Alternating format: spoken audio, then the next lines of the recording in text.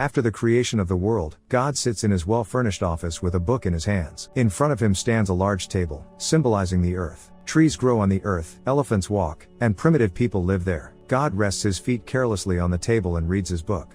A servile butler named Geoffrey asks God if he likes the book.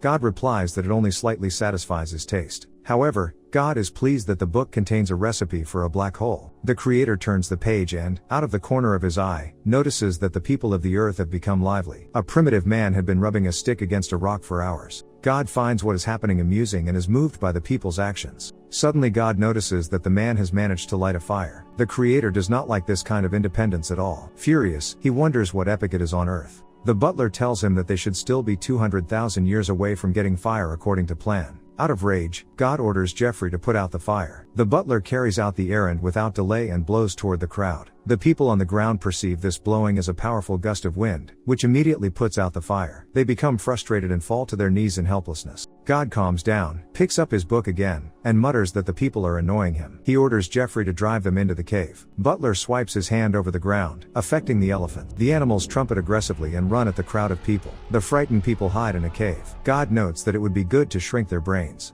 Soon people are out in the meadows again. This time they do a ritual dance to bring rain. God swears as he observes the people's actions and doesn't understand what they don't like this time. Geoffrey explains that they forgot to turn off the drought on earth. God sighs wearily and generously allows the butler to give the people some water. Geoffrey, surprised by this generosity, smirks while saying, "God is merciful," and sprays the earth with water from a mister. The people raise their hands to the sky and rejoice in the rain, and the creator laughs like a child watching them. He asks the butler to spray a few more times to make fun of the people's amusing behavior. After laughing to his heart's content, God sits down with the book and casually orders Geoffrey to release a plague. The butler is surprised at this sudden change in the creator's mood, and the smile slides off his face. He sets the mister aside and dutifully walks towards an antique box with a frightening vial inside. Geoffrey casts a wary glance at God and, with an impassive face, releases a plague on the earth from the vial.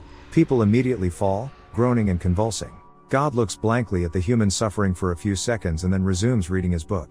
Time passes. Now there is a modern-day London on God's table instead of a lawn with a primitive tribe. The creator sits beside the table in silk pajamas. Geoffrey brings God a bottle of excellent wine from Lucifer. Satan also delivers another letter to the creator suggesting how to make things right. He hopes that God has some free time to go bowling with him. Listening indifferently to the message from Lucifer, God draws Geoffrey's attention to a tall building in town. The butler informs him that it is Ashley Tower. The creator lazily rubs his eyes and orders Geoffrey to set fire to this and the neighboring building. He wants to see what people will do. Butler takes a box of matches out of his pocket, lights one of them, and throws it at Ashley Tower.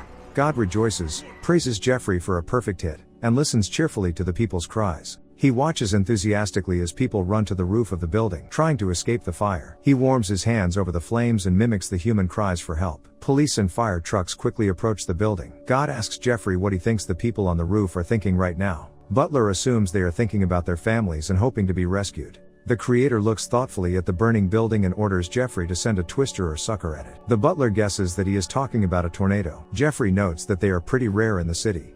Then God loses his temper, calls people petty clowns, and complains that they couldn't even find other universes in space, which he created on Sunday night for fun. In his anger, God demands a tornado. Geoffrey hesitates to disobey him and, with a slight movement of his hand, summons a tornado right over the burning building. The natural disaster destroys all the people on the roof and spreads dust throughout God's office.